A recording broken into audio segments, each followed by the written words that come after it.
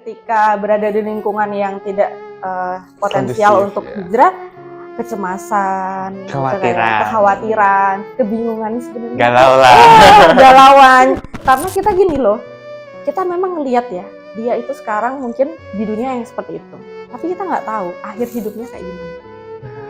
Dan kita juga nggak tahu, kita sekarang memang kajian, dalam ilmu segala macam. Aku ngaji, aku pokoknya ketika mereka itu sekarang berusaha untuk melawan Zionis Israel, berarti akidah kita masih aman. Kita pun juga di sini di luar melawan Zionis itu dengan apa? Karena apa? Karena bertemu Rasulullah itu bikin saya nggak bisa ngomong apa-apa. Rasulullah itu kan beda ya, beda sama kita gitu. Assalamualaikum warahmatullahi wabarakatuh. Baik, pada kali ini kembali lagi di channel aku, yaitu di channel Rabilah, pada konten Sidak Sari Ilmu Dunia ya. Bismillahirrahmanirrahim. Iqra bismi rabbikal ladzi khalaq. La a'budu ma ta'budun wa la antum Tabajada bilari wa Ala khairil anam Al-Mustafa tabari tamam.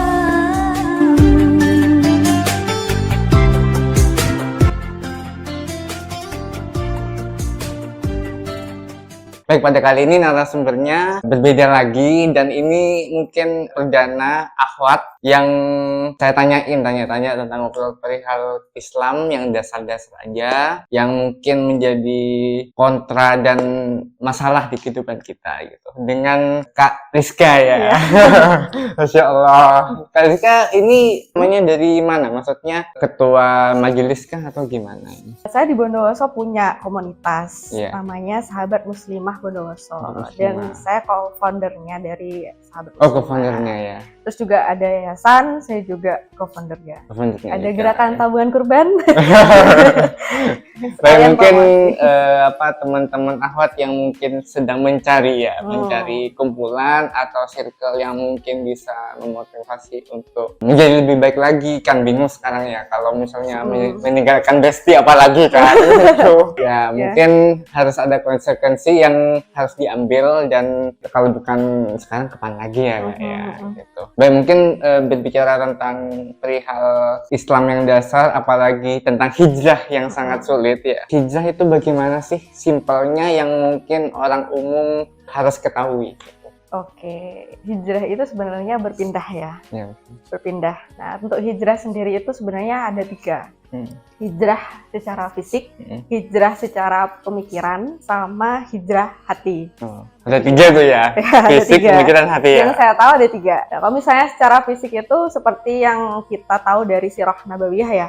Sebenarnya 3-tiganya nih ada di dalam Sirah Nabawiyah ya. Kalau teman-teman belajar Sirah, insya Allah teman-teman bisa melihat the real hijrah itu di dalam situ, kisah-kisahnya. Karena banyak orang-orang yang from zero to hero di dalam Sirah Nabawi itu. Banyak kita pelajari di sana. Hijrah fisik seperti yang dilakukan oleh Rasulullah dan para sahabat dari Mekah ke Madinah. Yang saat itu namanya adalah Yastrib. Kenapa? Karena dianggap di dalam Mekah itu sudah tidak kondusif untuk menjadikan tempat berkembangnya Islam. Jadi sahabat-sahabat yang sudah masuk Islam itu tidak bisa belajar Islam dengan maksimal di situ. Jadi Allah merintahkan untuk hijrah, pertama ke Habasyah, kemudian kedua ke Yastrib, yang kemudian membangun fondasinya di Madinah itu atau Yastrib saat itu. Nah, itu sama dengan kita sekarang. Kalau kita sudah merasa lingkungan kita tidak mendukung, gitu ya, apalagi hijrah kita, konsekuensinya. gitu ya.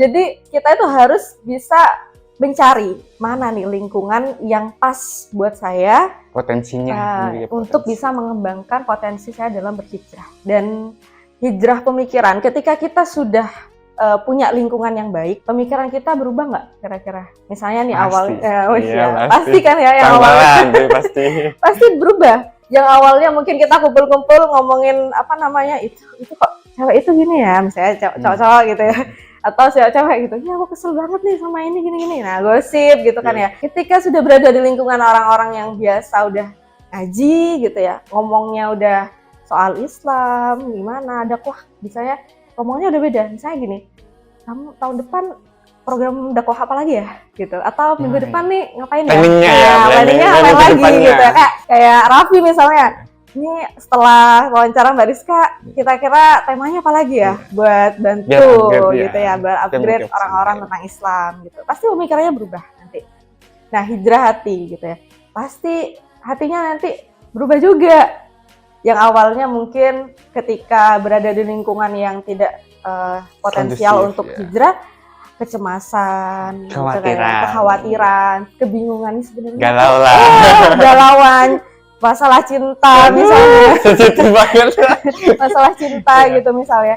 Dan kalau misalnya bahas tentang cinta deh, misalnya Raffi suka sama Ahwat misalnya. Kalau misalnya lingkungannya tidak mendukung tentang hal-hal yang pengajian, hijrah gitu, pasti alah pacaran aja lah gitu kan, pacaran aja lah, Iya, kenalan aja Sekarang lah. pacaran apa ya? Maksudnya nggak pacaran nggak asik gitu. Nah, gitu. Nggak pacaran nggak gaul itu. Pasti ke sana mikirnya gitu kan ya. Pas dan dimasukkannya tuh pikiran-pikirannya tuh lebih ke hal-hal yang duniawi gitu. Tapi ketika sudah berada di lingkungan yang mendukung tentang hijrah gitu, pasti hati tuh bisa lebih tenang. Karena apa? Teman-teman kita yang ketika kita cerita gitu ya, itu insya Allah mereka itu lebih kepada solusinya.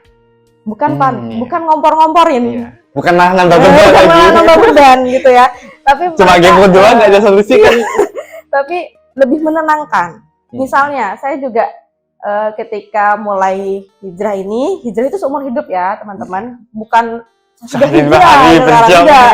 Tapi sekarang adalah saya sedang dalam proses hijrah setiap hari, day by day, seterusnya sampai wafat gitu ya. Ketika sudah bersama teman-teman gitu, ketika udah cerita, aduh kayak gini nih, ketika sama teman-teman pengajian, ya dikasih solusi gitu. Menurut Islam kamu begini, nah gitu. Nggak apa ya, bukan malah menghakimi, ataupun bukan malah menambahkan ya. beban. Bukan cuma kipu doang. Atau bahkan ketika kita datang ke pengajian, belum cerita nih, gitu ya, ustadznya udah Ngasih solusi dulu. gitu. Karena apa? Karena mungkin sebenarnya kita berdoa, ya Allah kasih aku solusi. Jawaban. Kita datang pengajian, ya Allah ternyata Tanpa sebelum kita nanya, melontarkan gitu sudah ya. dikasih. Atau teman-teman ada yang cerita, ternyata masalahku tuh nggak seberapa dibandingkan masalahnya dia, tapi dia sabar banget. Kayak gitu. Jadi hijrah itu berpindah dari yang sebelumnya kita itu mungkin ya jauh lah dari Islam gitu ya. Kemudian kita pelan-pelan belajar Islam, memperbaiki lingkungan kita, memperbaiki pemikiran kita, dan juga memperbaiki hati kita. Gitu.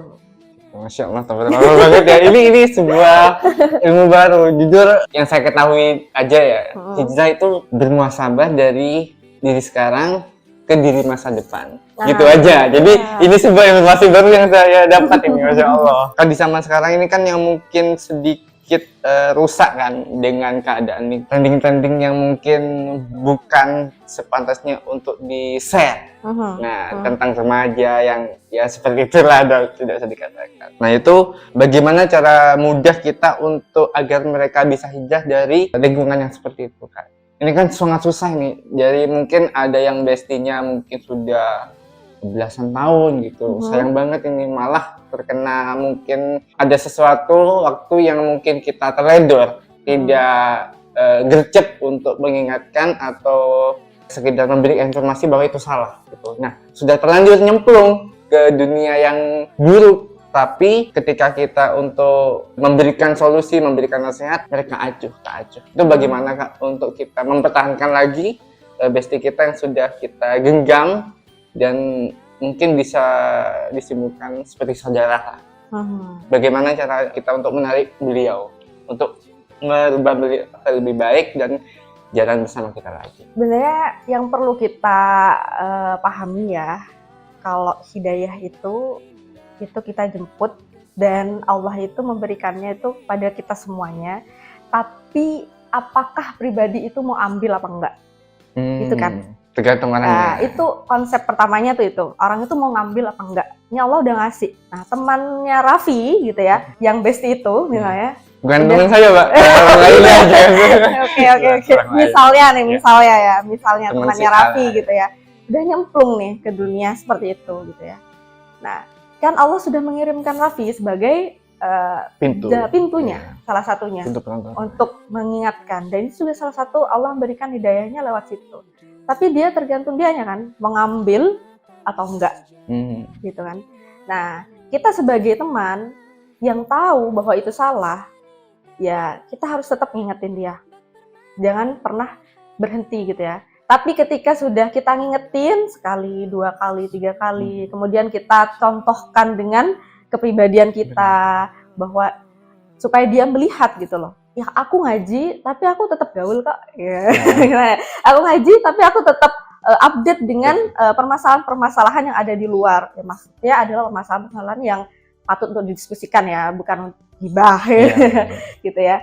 Itu artinya aku masih bisa keren gitu loh, walaupun aku ngaji. Karena kan kebanyakan orang sekarang bilangnya aku gitu, bukan dunia aku kayak gitu kan. Dengan mengingatkan sudah, dengan memberikan contoh sudah gitu ya. Terus dengan apa lagi ya Allah aku harus mengingatkan dia gitu. Ya kita harus tetap menjadikan dia teman gitu ya. Tapi jangan berhenti untuk mendoakan dia.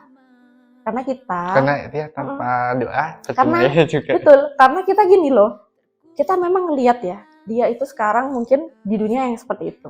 Tapi kita nggak tahu akhir hidupnya kayak gimana. Dan kita juga nggak tahu.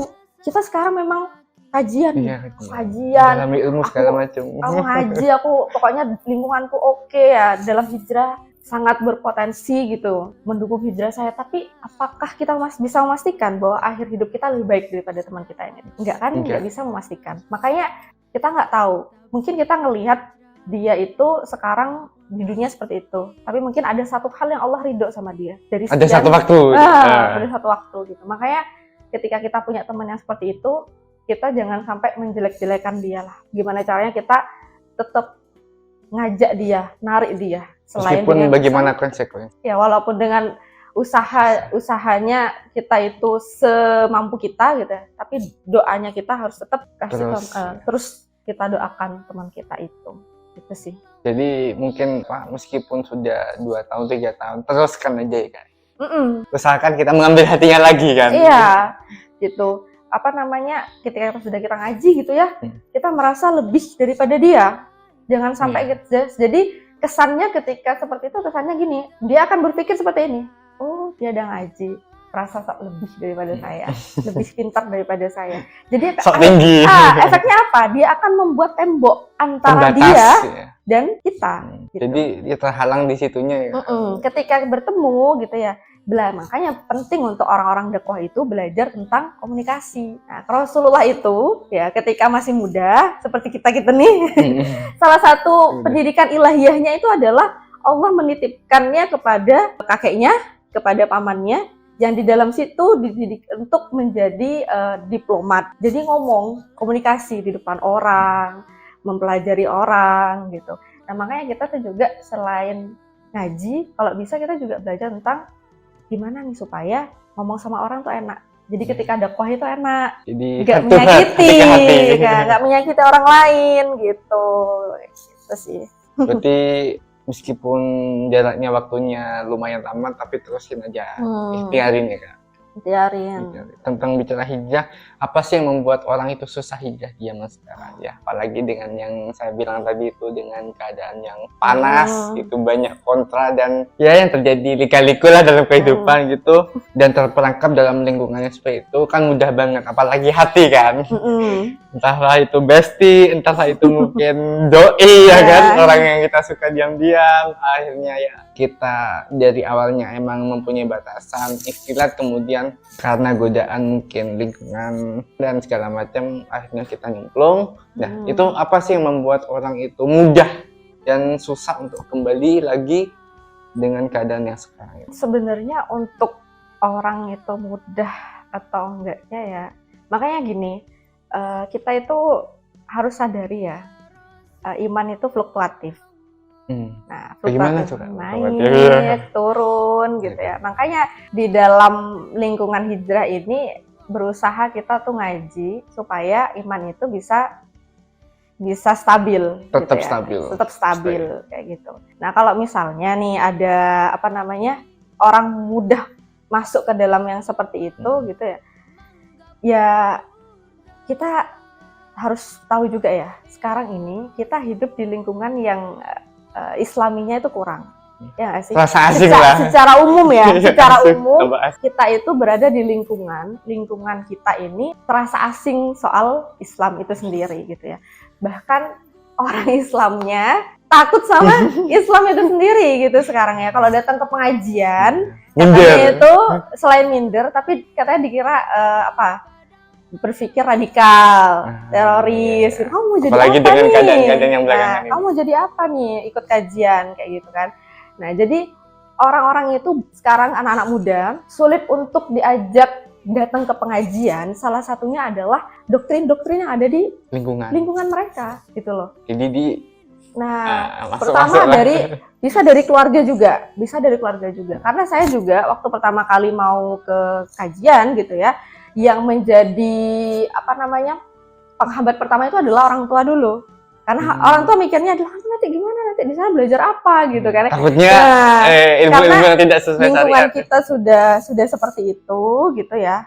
Jadi ya semakin dibuat jauh gitu, jauh. Jadi anak-anak yang memang dari keluarga tidak disupport dan lingkungan mereka di sekolah atau di kampus juga nggak support dia untuk lebih dekat sama Islam gitu ya. Ya udah, itu lebih berbahaya. Tapi teman-teman selalu minta ya doa sama orang tua. Minta doa untuk bisa dijaga dan dipertemukan dengan orang-orang solih dan solihah. Itu yang saya gak berhenti doa sampai sekarang setiap sholat. Dan itu juga saya titipkan ke orang tua gitu loh, supaya saya tuh ketika kemanapun saya pergi, misalnya saya kuliah di luar kota gitu, saya kemana, doa orang tua saya tetap mengiringi saya. Jadi walaupun orang tua saya mungkin awalnya gitu ya tidak mendukung saya untuk bisa ke kajian gitu, hijrah gitu ya, tapi setidaknya doa orang tua saya diijabah sama Allah agar saya itu dituntun, dimudahkan jalannya gitu loh. Yang awalnya mungkin saya di lingkungan kampus saya memang nggak Islami, tapi kok ya ketemu aja. Kenapa kok dengan bisa orang-orang yang kok mungkin bisa ketemu kirimkan gitu kan ya? Kok bisa ketemu ya sama orang-orang kayak gini? Karena mungkin kita nggak doa, tapi doa orang tua kita lah yang diijabah sama Allah. Jadi kalau misalnya ada yang seperti itu, susah untuk menemukan lingkungan yang seperti itu ya, yang lingkungan yang baik maksudnya. Ya jangan lupa untuk terus minta doa sama orang tua sih. Karena salah satu doa mustajab ya dari orang tua juga. Iya betul. Dan terakhir mungkin ya sebelum saya tanyakan di luar topik ya, gitu. Pesan termudah yang mungkin bisa diambil dan mungkin bisa dirasakan dalam hati untuk anak muda zaman sekarang apa? Dalam umumnya, bukan hanya pacaran, bukan hanya apa segala macam, yang mungkin susah hijrah, pesan untuk anak muda zaman sekarang gitu. Untuk kembali ke dunia yang baik lagi. Penting. Pesannya adalah ini. Sebenarnya kita tuh hidup buat apa sih? Tujuannya. Sekarang ya, adik-adik teman-teman yang melihat ini gitu ya. Kita sudah melihat banyak sekali fenomena di luaran sana bahwa umur itu kita nggak tahu sampai kapan. Ada yang kemarin baru lahir meninggal. Ada yang kemarin keluarganya lengkap, kena COVID, meninggal semuanya. Gitu kan ya. Ada yang kemarin baik-baik aja, seperti di Turki, sampai dia mengatakan, aku kemarin keluargaku baik-baik aja, bahagia. Tapi rumahnya hancur, kita nggak tahu hidup kita sampai kapan. Walaupun kita sekarang masih muda-muda. Saya aja selesai ini, saya nggak tahu saya masih hidup apa enggak, gitu kan ya. Walaupun saya nggak tinggal di Palestina yang drone Israel itu selalu mendatangi mereka gitu ya. Tapi saya tetap nggak tahu apakah saya akan hidup apa enggak. Apakah ini Ramadan ini adalah Ramadan terakhir saya atau enggak. Gitu. Jadi kalau kita masih muda, sebenarnya aku nih sekolah buat apa sih? Aku dilahirkan dunia ini buat apa gitu ya? Apakah aku dilahirkan dunia ini hanya untuk sekolah aja, terus kemudian sukses, cari uang, beli ini itu gitu ya, membahagiakan diri. Tapi sebenarnya kalau misalnya kita pikirkan, kebahagiaan itu bukan itu loh. Tapi kebahagiaan itu ada di dalam hati kita. Di dalam diri kita. Di dalam hati kita ini. Dan hati kita ini bisa bahagia, bisa tenang. Kalau misalnya kita kembali lagi kepada siapa yang menciptakan hati itu. Siapa yang menciptakan diri kita. Ya. Kalau misalnya kita jauh dari yang menciptakan kita, otomatis hati kita juga merasa nggak akan tenang. Kita nggak tahu tujuan hidupku apa, aku mau ngapain ya gitu. Apalagi sekarang anak muda sudah mulai banyak yang takut untuk menjadi dewasa katanya. Tapi ada lagunya tuh, takut jadi dewasa. Jadi dewasa ya. Kenapa sih kok bisa kayak gitu? Coba deh, mumpung masih muda gitu ya. Mumpung waktunya masih banyak, pikirannya masih fresh, kreatif gitu ya. Cari tuh, tujuan hidupku tuh apa sih? Yang pastinya tujuan kita itu adalah untuk beribadah kepada Allah. Untuk beribadah kepada Allah itu apa sih yang harus kita lakukan? Tahu nggak jawabannya? Kalau belum tahu, segera perhatikan lingkungan teman-teman. Bisa menunjang nggak untuk menjawab pertanyaan itu? Kalau nggak, bisa cari mana nih lingkungan yang bisa menjawab pertanyaanku, tujuanku ini kemana? Ketemu ya? Iya, tujuanku ini kemana? Gimana tuh? Kajian, cari teman-teman yang solihah, cari tuh. Karena teman-teman ini adalah yang akan menyelamatkan orang tua dan menyelamatkan diri teman-teman juga. Kita nanti di akhirat sendiri-sendiri loh. Kayak gitu. Kita skripsi. Sudah. Tulis kan? Sudah. Skripsi aja sendiri-sendiri. Beda sama ketika SMP SMA. Itu deg-degan nggak? Ya, enggak. Tapi perjalanannya sulit nggak?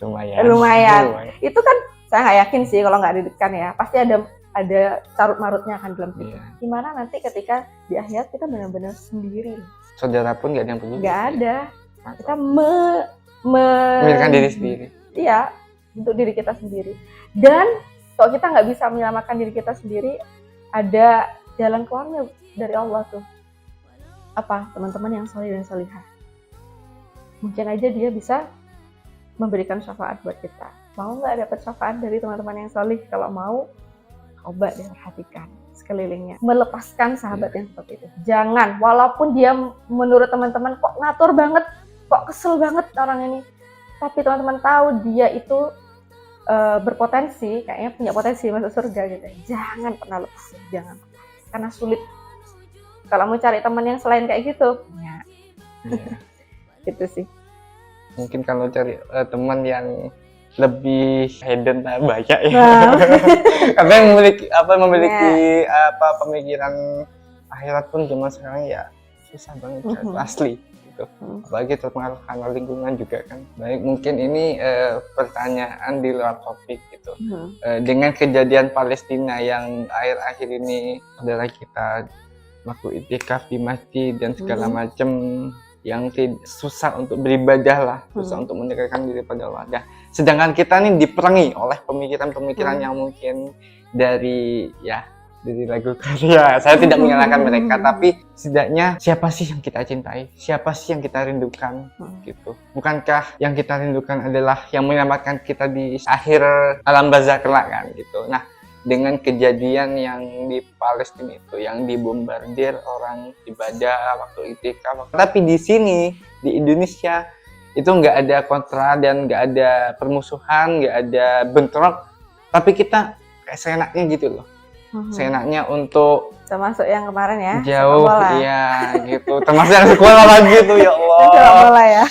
Aduh, udah nggak bisa. Mungkin bisa kakaknya memberikan motivasi paling simpel aja yang mungkin bisa teman-teman terima dengan kejadian di Palestina itu bagaimana? Baik teman-teman, begini ya. Teman-teman mengistimewakan Masjidil Haram. Raffi mau ke Masjidil Haram? Mau ke Masjid Nabawi? Mau. Masjidil Haram dan Masjid Nabawi itu adalah tempat istimewa buat kita. Begitupun dengan Masjid Al-Aqsa. Orang-orang sekarang ketika ditanya, kamu pengen kemana? Pengen umroh. Kemana? Ke Masjidil Haram, ke Masjid Nabawi. Tapi mereka tidak menyebutkan Masjid Al-Aqsa. Harusnya seistimewa kita menyebutkan Masjidil Haram dan Masjid Nabawi, harusnya seistimewa itu pula kita harus mengistimewakan Masjid Al-Aqsa.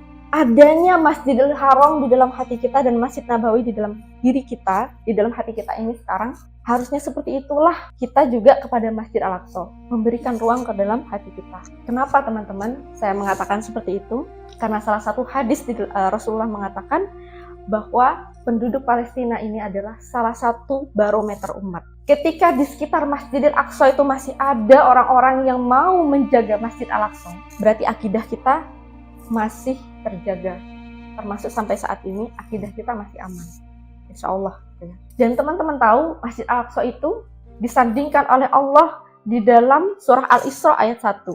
Surah ke-17 ayat 1. Di situ Allah menceritakan tentang perjalanan Rasulullah dari Masjidil Aqsa ke Sidratul Muntaha. Dari Mekah, kemudian ke Masjidil Aqsa, kemudian ke langit ke-7. Gitu ya. Allah menyandingkan, Allah saja menyandingkan teman-teman, antara Masjidil Haram dengan Masjidil Al-Aqsa. Allah mengistimewakan tempat ini. Kenapa kita enggak? Gitu loh. Allah aja mengistimewakan tempat ini. Kenapa kita enggak? Kenapa kita acuh dengan saudara-saudara kita di sana? Padahal kita tahu Rasulullah pernah mengatakan bahwa penduduk Syam itu adalah barometer umat. Dan kalau misalnya penduduk Syam itu adalah barometer umat, ketika mereka itu sekarang berusaha untuk melawan Zionis Israel, berarti akidah kita masih aman. Kita pun juga di sini di luar melawan Zionis itu dengan apa? Dengan terus share tentang Palestina, gitu. Keadaan Palestina itu berarti masih aman. Bayangkan jika barometer umat itu sudah nggak ada yang bela Masjid Al-Aqsa, nggak ada nih, misalnya, nggak ada.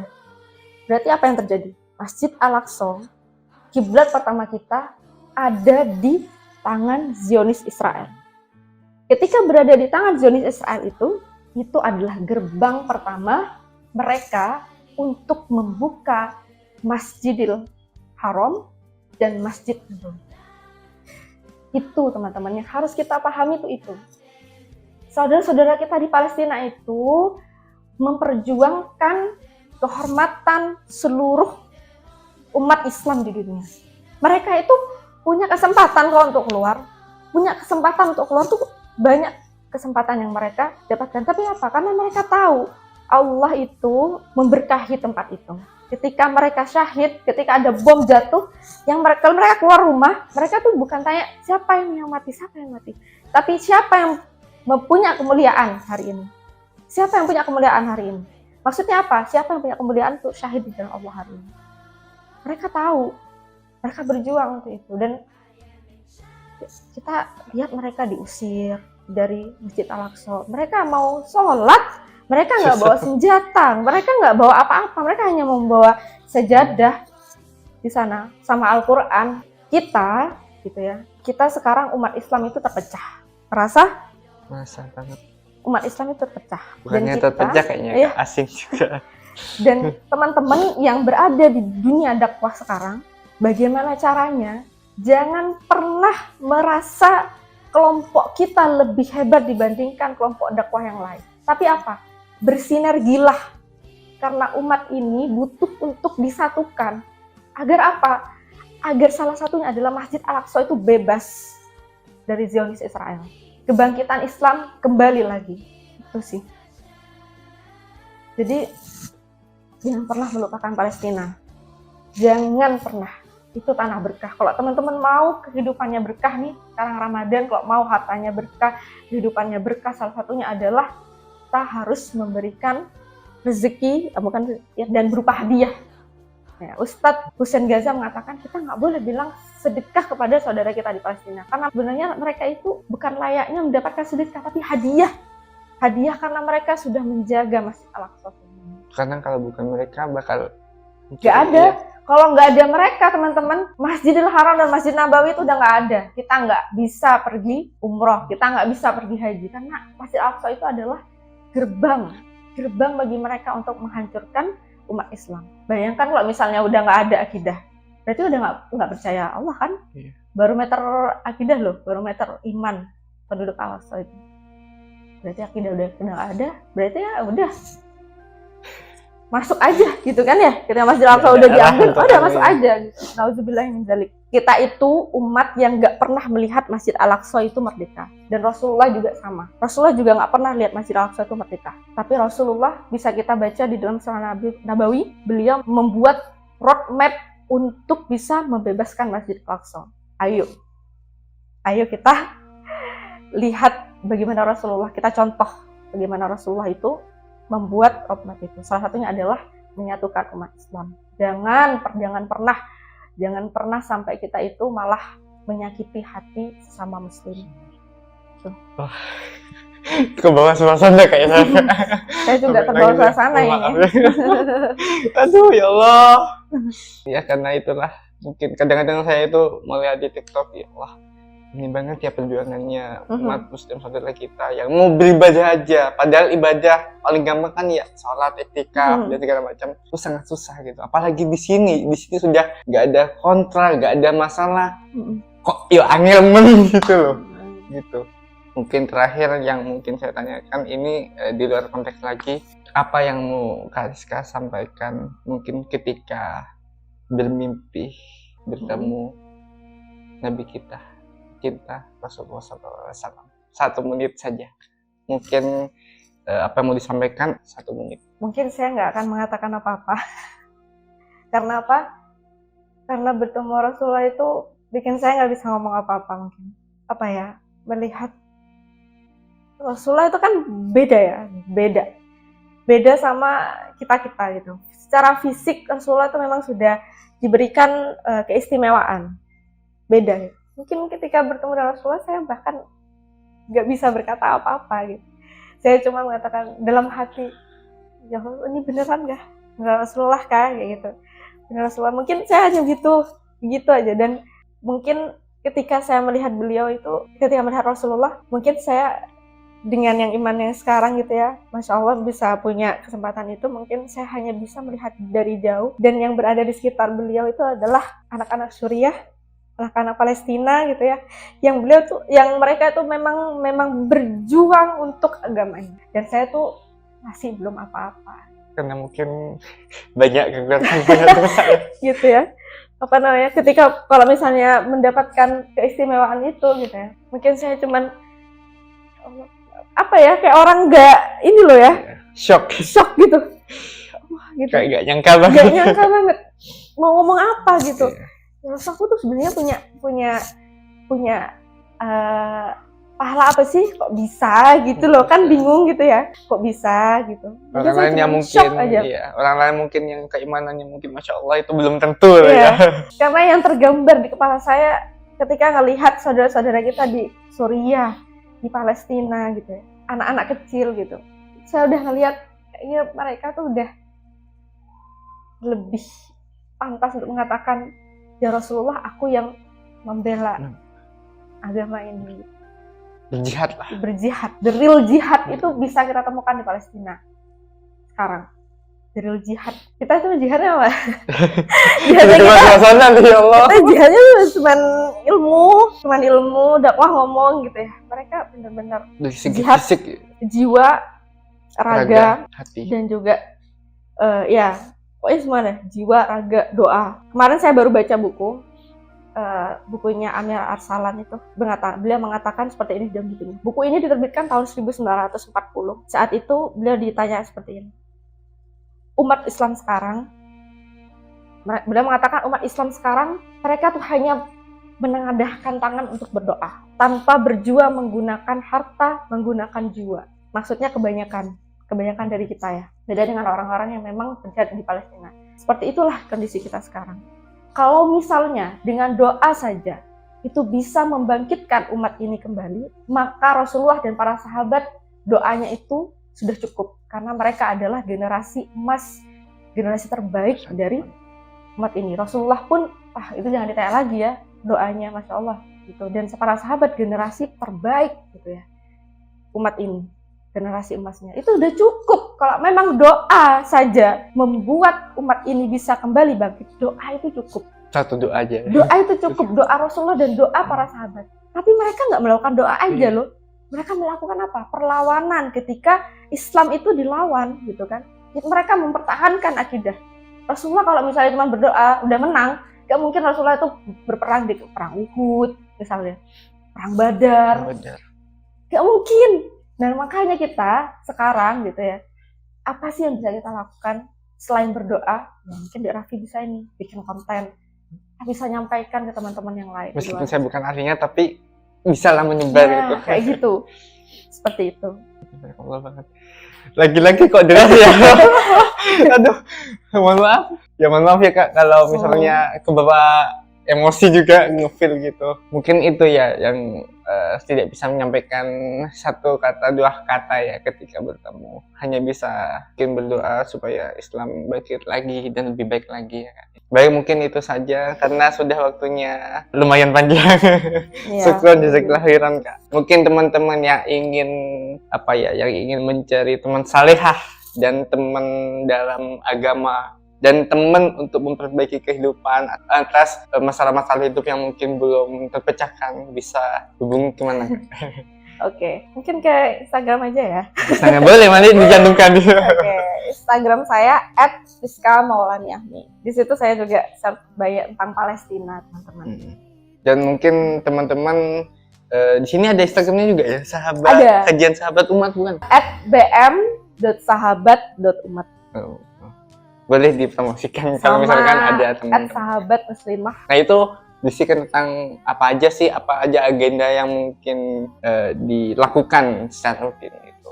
Isinya apa aja? Agendanya kita kajian ya. Kemarin sebelum Ramadan kita setiap minggu, setiap hari Minggu kita ada kajian jam 9 sampai jam 11. Tapi insya Allah setelah Lebaran ini nanti kita cukup 2 kali dalam sebulan sih, karena ada kegiatan lain juga di luar itu. Jamnya masih sama, jam 9 sampai jam 11. Kalau misalnya mau tahu lebih di @bm.sahabat.umat itu. Dan minggu depan kita ada kajian nih Dek, kajian kitab Imam Al-Ghazali. Sekalian belajar bahasa Arab. Buat teman-teman yang belajar bahasa Arab Iya. boleh. Boleh. Tapi khusus muslimah ya. Iya, khusus muslimah dong. Untuk yang luar belum ada.